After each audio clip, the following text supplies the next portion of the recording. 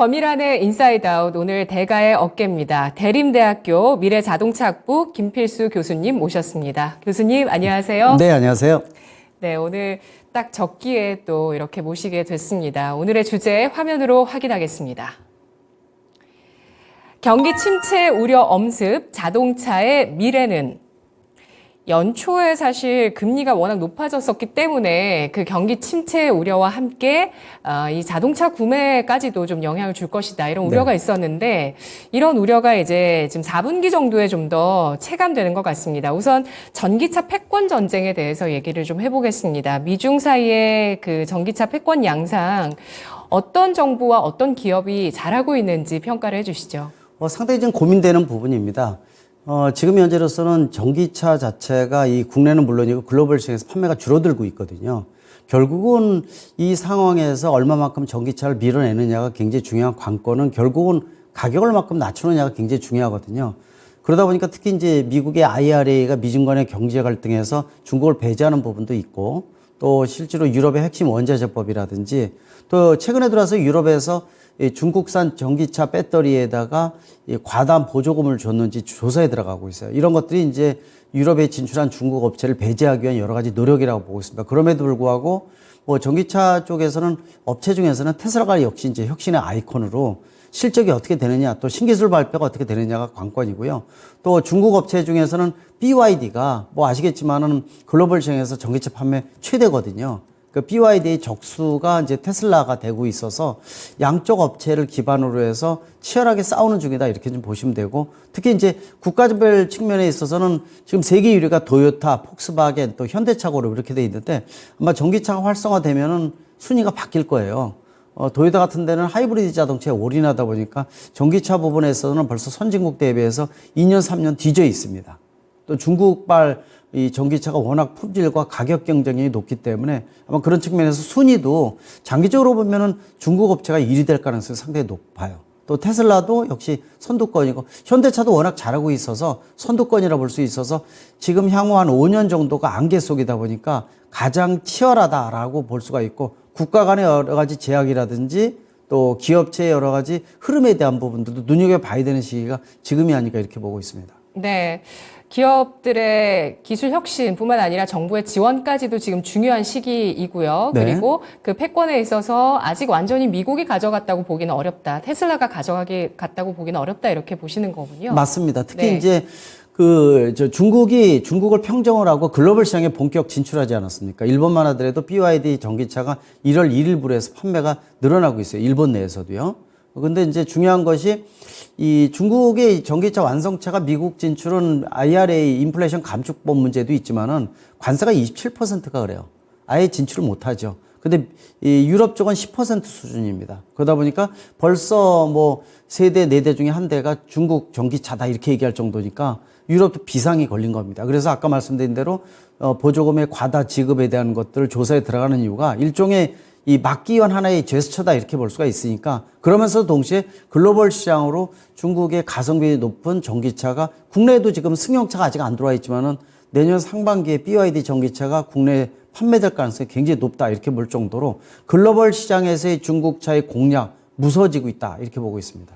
네, 그 가운데 또 현대차도 끼워주셨습니다. 네. 현대차도 있다고 얘기를 해주셨는데 현대차가 지난해 말씀하셨듯이 글로벌 완성차 판매량 3위에 등극을 했거든요. 네. 또 출시한 전기차들이 북미 5위차로 선정이 됐고 내년에는 스탠퍼드 대학교에서 퍼스트 무버 리더십에 대해서 그 정 회장이 강연 요청을 받기도 했습니다. 네. 그 취임 3년 차에 맞이하게 되는 그 정 회장의 리더십, 선진시장에서 좀 주목하고 있는 상황인데요. 네. 미래차 전환기에 현대차가 퍼스트 무버로 거듭날 가능성이 있을까요? 굉장히 큽니다. 이미 진입을 했다 이렇게 보셔도 과언이 아닙니다. 네. 이 전기차 수준은 품질 수준으로 봤을 때 세계 최고 수준이고요.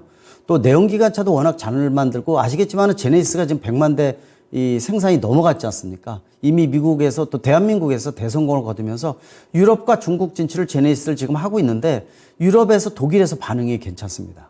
그런 측면에서 지금 뭐 아시겠지만 또 전반기에 영업이익률이 기아차 더불어서 14조 원이 넘는데 올해 20조 원이 넘거든요. 이러한 영업이익률은 세계 최고 수준이라고 보셔도 되니까 그만큼 정의선 회장이 3년 정도 취임한 지 3년 됐지만 내부 개혁뿐만이 아니라 최근에 들어 융합적인 거, 미래 모빌리티는 융합을 누가 잘하느냐가 관건인데 그런 측면에서는 총수의 역할이 대한민국에서 굉장히 중요하지 않습니까? 네. 잘하고 있다라고 말씀드리고 그리고 지금도 넘버 3지만은 미래 모빌리티에서도 넘버 3 내에서는 들어간다. 심지어는 뭐 넘버 2, 뭐 넘버 1 이런 얘기가 나오고 있거든요. 그만큼 영업이익률도 극대화됐지만은 양적인 팽창도 UAM 이런 거와 더불어서 더더욱 커질 것이다라는 기대감이 있기 때문에 지금 잘하고 있다. 또 앞으로도 기대가 된다. 그러나 역시 중요한 것은 이 화두가 전기차 판매가 잘 안 되고 있는데 반값 전기차를 얼마큼 구현해 가느냐라고 봤을 때는 다른 테슬라나 중국 업체에 비해서는 이 현대차 그룹이 아직은 가격을 낮추는 데에서는 경쟁력 측면에서 고민을 좀 해야 된다 이렇게 보고 있습니다. 네, 전기차 분야 굳건한 1위는 테슬라입니다. 올해 전기차 판매 점유율 1위가 테슬라이고요. 또 지난달 국내 전기차 판매 1위가 중국의 LFP 배터리를 채용한 테슬라의 모델 Y였습니다. 이것도 좀 이슈가 됐던 게 우리 네. 보조금 그 체제를 좀 손질해야 되는 거 아니냐. 간접적으로 이제 중국을 지원하는 것이다. 이런 얘기들도 좀 나왔었거든요. 테슬라 전기차 1위 프리미엄 계속될 수 있을까요? 저가 정책의 수익성 우려도 있거든요. 충분히 가능은 하다고 보고는 있습니다. 문제는 아까 현대차 그룹 같은 경우에는 최근에 전기차 판매가 좀 줄어들다 보니까 그 양을 하이브리드 차가 늘리고 있어요. 하이브리드 기술도 세계 최고 수준이지 않습니까? 그런 측면에서 이 무기가 많다는 거죠. 근데 테슬라는 전기차만 만들거든요. 전기차 판매가 줄어들면 당장 기업 자체가 떨어지는 건데 지금 3, 4분기도 벌써 작년 대비해서 영업이익률도 떨어지고 있고요. 또 실제로 판매율도 떨어지고 있어요. 물론 이제 LFP 배터리를 낀 이 상해 공장에서 만든 BYD 모델 Y가 테슬라 모델 Y가 국내에서 10배 이상 판매가 됐지만은 영업이익률이나 판매율 다 줄어들고 있거든요. 4, 4분기도 쉽지는 않습니다. 그래서 LFP 같은 배터리를 끼워서 반값 전기차 구현을 하고 있는데 상당히 지금 고민이 많고요. 또 한 가지 측면에서 아까 질문하신 내용 중에서 국내에서 보조금에 대한 것들이 중국 업체가 다 가져간다라는 거 있죠. 특히 전기버스 같은 경우는 과반이 벌써 국내도 중국 전기버스거든요. 그래서 국내에서 이미 이 정부에서 보조금 정책에 대한 부분은 손이 안으로 굽는 형태로 해서 지금 손을 이미 진행을 하고 있어요. 그러니까 네. 이제 국내 장점이 있는 부분들을 보조금을 더 많이 넣는 부분들, 특히 이제 내년에는 그게 더 가속화될 것으로 분명히 좀 보고 있고요. 그런 측면에서 그렇다고 FTA나 WTO에 위배되는 이런 것들은 또 미국과 중국 같은 데 칼자루 쥐고 휘둘리지 않습니까? 강대국의 논리니까 사실 이거를 휘둘른다 하더라도 어떻게 방법이 없거든요. 근데 대한민국은 역시 아직은 수출을 기반으로 하는 국가니까 FTA 어긋나면 안 된다는 측면. 그러면서도 손이 안으로 굽는 정책. 조금 아까 LF 배터리 같은 경우도 그런 어떤 보조금 정책에 있어서 지금 신경 써야 될 요소가 분명히 있다고 말씀드릴 수가 있습니다. 네, 테슬라 같은 경우는 반값 전기차를 구형하는 과정 현재가 좀 극복해야 될 과제라고 보시네요. 그렇습니다. 예. 지금 반값 전기차를 얼마큼 구현하느냐가 중요한 과제거든요. 네. 전기차 판매가 지금 글로벌 시장 국내에도 판매가 안 되는 이유는 하이브리드 차 이런 거에 비해서 가성비가 떨어지기 때문에 그렇습니다. 예를 들어서 이 보조금이 줄어들고 있고 충전 전기비는 올라가고 네. 충전 인프라는 부족하고 그러면서도 하이브리드 자동차가 더 가성비가 있다는 말이죠. 가성비가 있다는 거죠. 그래서 이런 여러 가지 요소를 없애는 가장 중요한 부분들은 네. 결국 전기차의 가격을 내연기관차 같이 낮추는 거. 그게 이제 반값 전기차 구현이거든요. 그게 테슬라가 이제 영업이익률이 최대 25%가 되는 회사이기 때문에 20% 정도 낮추더라도 흑자입니다. 근데 다른 기업들은 따라올 수가 없거든요. 근데 거기에 동참하는 회사들이 이제 예를 들어서 중국 업체들인데 중국 업체가 요새 부도가 굉장히 많습니다. 일부러 경쟁을 시키는 요소가 중국 정부에서 있어요. 그래서 초기에 중국에 있는 전기차 업체가 500개가 넘었거든요. 근데 지금 200개로 줄어들었고요. 지금 100개 쪽으로 가고 있는데 앞으로 미래는 아마 중국을 대표하는 글로벌 전기차 업체는 10개 미만으로 될 것으로 보고 있어요. 속아내는 거죠. 그런 무장된 전기차가 글로벌 시장에 진출하게 되면 추풍낙엽이죠. 다른 기업들은요. 그런 측면에서 국내도 보조금 정책과 더불어서 좀 더 이 글로벌 시장에서의 어떤 문제점을 얼마큼 해소하느냐가 앞으로 중요한 관건인데 그래서 아까 말씀드린 대로 향후 5년 정도가 안개 속이다. 지금 최근에 들어와서 뭐 각종 우크라이나 전쟁, 중동 전쟁 여러 가지 부정적인 요소도 커지고 있기 때문에 아마 이런 이 대처를 얼마큼 잘하느냐도 굉장히 중요한 요소가 아닌가 이렇게 판단할 수가 있습니다. 네, 반값 전기차도 하이브리드 자동차보다 가성비가 떨어질 수 있다. 라는 부분이 그 전기차의 충전 비용이라든지 보조금이 줄어들고 있기 때문이라고 하셨는데 각국의 보조금이 줄어들고 있는 건 언제부터 본격화가 된 건가요? 이미 되고 있습니다. 예를 예. 들어서 중국은 보조금을 없앴고요. 작년에 없앴고 영국도 그렇고 지금 각 국가별로 많이 줄어들고 있는데 대한민국이 내년에 한 100만 원 정도 줄인다 이렇게 얘기를 하지 않습니까? 근데 대한민국에서 주는 전기차 보조금은 이 선진 각국 대비해서 가장 높은 국가예요. 또 충전 인프라도 많이 보급돼 있고요. 그래서 각종 인센티브 정책을 유지하는 건데 지금 올해 전기차 판매가 줄어들면서 올해 남아있는 보조금을 없애기 위해서 지금 중앙정부가 이 자동차 제작사의 가격 하락과 더불어서 보조금을 올려서 최대 500만 원째까지 혜택을 더 늘리거든요. 그래서 올해 아마 소진이 될 것으로 보고 있는데 올해 나머지 이 예산을 소진시키기 위해서 보조금을 올렸는데 내년에 더 낮춘다 그러면 내년에 판매가 안 되거든요. 더 영향을 받을 수가 있어서 지금 정부에서 발표했지만은 고민이 좀 있는 겁니다. 가격을 보조금을 낮췄을 때 가성비가 하이브리드 자동차 이런 거에 비해서 떨어지게 되면은 역시 판매가 줄어들 수밖에 없고 결국 전기차 보급 정책에 타격을 받을 수밖에 없으니까 아마 지금 상당히 이제 고민되지 않나. 저도 이제 그런 부분 자문하는 입장에서는 상당히 좀 인센티브를 늘려라 라고 얘기를 하고 있고 또 충전 인프라에 대한 것들도 좀 더 가속도를 높여서 소비자가 느낄 때 이제 전기차는 사도 돼 라는 이미지를 줘야 되거든요. 아직까지는 그런 부분에 있어서는 하이브리드 차보다는 떨어지는 게 사실이다 이렇게 보고 있습니다. 보조금을 줄이는 이유는 무엇일까요? 결국 국민의 혈세기 때문에 그렇습니다. 예. 왜냐하면은 지금 전기차의 가격이 내연기관차 대비해서 최소 1.5배에서 2배 정도 가격이 높거든요. 그 간격을 보조금을 통해서 소비자 입장에서는 이 내연기관차 전기차의 가격이 비슷해야지 운행할 때 특별히 또 구입할 때도 그렇고 부담이 없어진다고 볼 수가 있는데 그래서 보조금을 그걸 메꿔주는 건데 한계가 있다는 거죠. 계속 유지는 어려우니까 자꾸 줄여간다 이렇게 봐야 되죠. 또 그만큼 충전 전기비나 아니면 충전 인프라도 확대가 되기 때문에 줄이는데 이 가성비에 대한 민감한 부분들은 소비자가 굉장히 크게 느끼거든요. 그런 측면에서 전기차에 대한 것들이 주춤하는 부분들은 확실한 사실이라고 볼 수가 있습니다. 네, 현대차 그룹에서 전기차 가격 인하에 대한 그 방안들이 뚜렷하지는 않다고 하셨는데 그 가운데서 기아가 조금 전기차 대중화 전략을 펴나가고 있는 모습이 네. 눈에 띄고 있습니다. EV3, 4, 5가 출격을 했는데 흥행 돌풍 가능할까요? 충분히 이제 다양한 전기 차종을 통해서 소비자의 선택폭을 넓힌다는 측면에서는 상당히 기대가 된다고 볼 수가 있어요. 말씀드린 대로 현대기아차의 전기차의 수준 자체는 이미 퍼스트 무버 글로벌 시장에서 최고 수준급이다 이렇게 보셔도 됩니다. 그만큼 완성도가 좋다는 거거든요. 문제는 품질 좋고 완성도 좋고 옵션도 좋은데 가격이 과연 살 수 있을까? 프리미엄 브랜드 같은 경우에는 보조금을 받지 않기 때문에 아예 그 층이 따로 존재를 합니다. 그러니까 양극화 현상이 돼 있다는 얘기죠. 그러나 보급형 모델 같은 경우에는 가격이 저렴한 것이 상당히 중요하기 때문에 요번에 이 기아차에서 3, 4, 5 세 차종을 한꺼번에 출시를 했는데 5 같은 경우에는 중국산 전기차다 이렇게 얘기할 정도거든요. 중국의 입맛에 맞게끔. 그래서 중국에서 판매되는 이 EV5 같은 경우에는 LFP 배터리를 끼웠습니다. 그리고 국내에서는 NCM 배터리를 끼거든요. 그런 부분들도 좀 더 이 문화적 특성을 고려를 해서 가격적인 부분들을 고민하고 있다는 거. 그리고 가격도 되도록이면 낮추기 위한 노력을 하고는 있습니다. 그래서 그러나 현대차 그룹이 또 기아차도 마찬가지고요. 좀 더 신기술 개발에 대한 것들. 테슬라가 그런 것들은 세계에서 가장 많이 앞서가고 있거든요. 배터리뿐만이 아니라 전압을 12에서 48V로 높인다든지 또는 뭐 기가 프레스 방법이나 또는 예를 들어서 뭐 히토리오 모터를 페라이트 모터를 일부 대체한다든지 등등 신기술에 대한 것들은 다른 기업들이 보고 벤치마킹하는 이런 사례이기 때문에 테슬라발 혁신의 아이콘은 아직도 진행형이다. 즉 아직도 그러면서도 어떻게 배워가고 경쟁력을 높이느냐가 관건이라고 볼 수가 있습니다.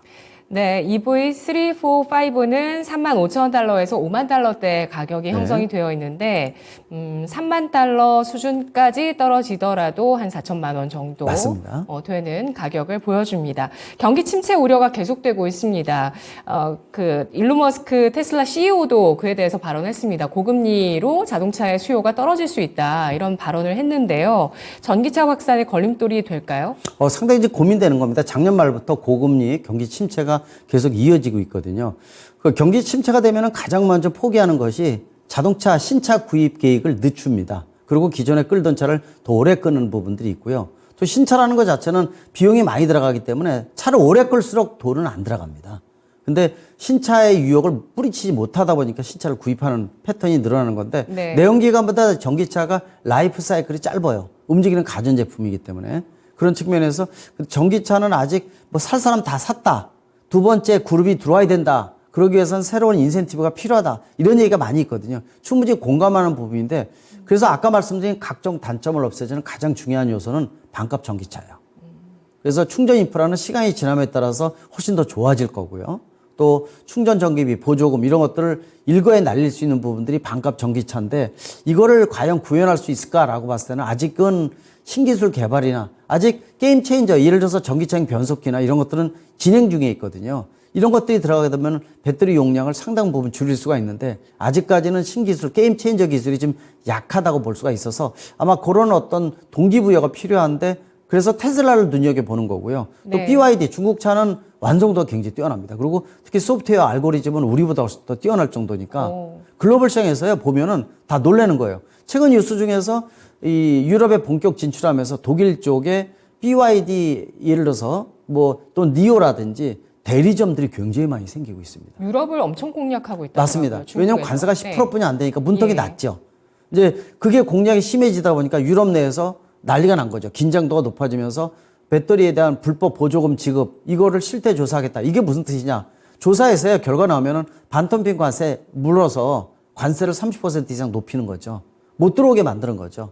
그래서 그런 것과 더불어서 또 글로벌 공략 이게 치열하게 싸우는 부분들이기 때문에 중국차가 과연 글로벌 시장에서 얼마큼 공략할 수 있을까? 또 국내 현대차가 얼마큼 자리매김할 수 있을까? 이게 관건이라고 보시면 좋을 것 같습니다. 네, 경기 침체 외에도 전기차 확산에 걸림돌은 뭐가 있을까요? 역시 가장 중요한 것은 국내에서 얼마큼 산학 연관의 노력, 특히 이제 정부가 국내에서 활성화시켜야 되는데 규제 일변도의 포지티브 정책을 얼마큼 네거티브 정책으로 바꿔주느냐도 굉장히 중요합니다. 특히 이제 중소 중견기업들을 얼마큼 활성화시켜주느냐도 굉장히 중요한데 정부가 그런 부분에 있어서는 좀 미흡한 게 아닌가.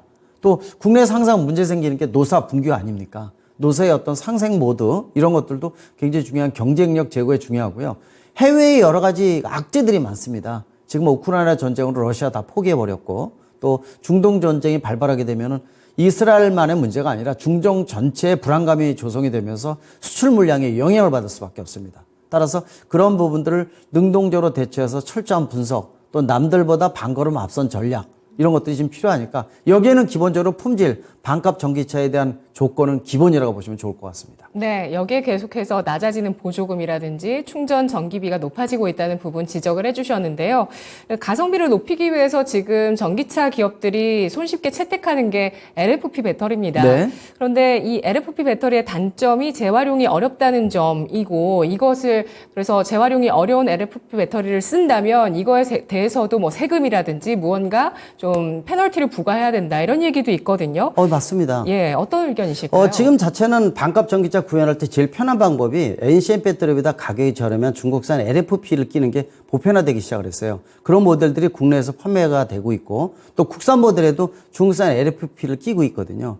지금 당장은 가격은 싸다 하더라도 이게 몇 년 이후에 폐기를 할 때 네. NCM은 리사이클링을 100% 시킵니다. 왜냐하면 리튬부터 니켈, 코발트 부가가치가 높은 게 많아요. 그대로 다 쓸 수가 있어요. 네. 근데 LFP 배터리는 이 투자 대비해서 얻는 게 거의 없어요. 리튬 빼놓고는 얻는 게 없거든요. 그래서 심지어는 중국에서 아무도 모르게 산에다 묻는다 이렇게 얘기 나오거든요. 그러니까 차 한 대당 500km 넘는 배터리를 묻는다는 게 용납이 안 되는 거죠. 지금 현재 내연기관차만 하더라도 95% 이상 재활용률이 돼서 거의 폐기되는 것은 굉장히 적어요. 근데 전기차가 미래의 무공해 차라고 얘기를 하면서 이 환경에 오염을 시킬 수 있는 걸 땅에다 묻는다는 건 용납이 안 돼서 국내에서도 이게 장착이 많이 되고 있는데 이거 나중에 어떻게 할 것인지 그래서 아마 환경 개선 부담금 문제라든지 이런 것들을 신차 판매할 때 부과를 할 수도 있을 거고요. 또 기존에 판매되는 것은 운영하는 소비자들한테 환경 개선 부담금을 세금으로 물게 할 수도 있을 거예요. 그래서 정부에서도 이것에 대한 고민을 좀 하고 있거든요. 왜?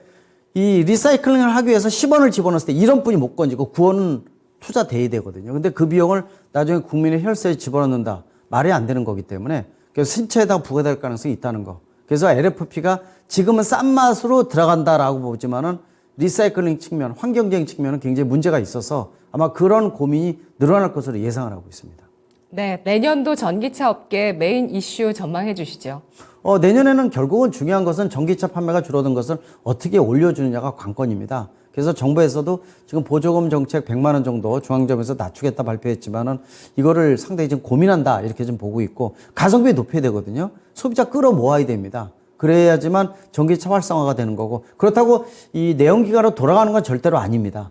중요한 것은 전기차나 수소차는 필연적이라는 거거든요. 그런 측면에서 몇 년 더 빠르냐 느리냐의 차이점인데 좀 더 빨리 우리가 주도하기 위해서 국내 시장의 테스트 베드인데 산학 연관의 노력과 더불어서 또 충전 전기비에 대한 거를 너무 높인다든지 보조금을 너무 줄인다든지 이렇게 된다면은 더더욱 소비자가 선택을 안 할 가능성이 있습니다.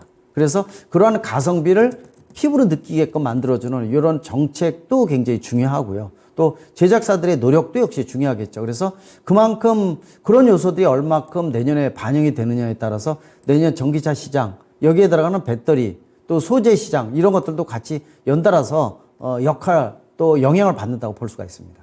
네, 전기차 등 이런 변화의 흐름들은 역행할 수 없다고 하셨고요. 뿐만 아니라 뭐 수소차라든지 UAM 등등 2025년에 드론 택시를 우리나라에 띄운다고 합니다. 맞습니다. 이렇게 미래 모빌리티로 급변하고 있는 시장인데요. 우리 기업들의 대응 전략 마지막으로 정리해 주시죠. 상당히 좀 중요합니다. 기업 채소에서 특히 이제 배터리 소재 업체가 굉장히 고민이 많거든요. 미국에다 공장을 이제 대량으로 짓고 있는데 문제는 중국에서 이미 1년치 약 2.5배 되는 배터리를 만들었다 이렇게 얘기를 할 정도예요. 예전에 2010년도에 중국발 뭐 철강이나 알루미늄 이 반텀핑으로 예를 들어서 이 글로벌 시장의 공략을 대량으로 하면서 문제가 됐던 거. 그래서 반텀핑 관세를 미국에서도 부과를 했었고 난리가 났던 사건 기억나실 거예요.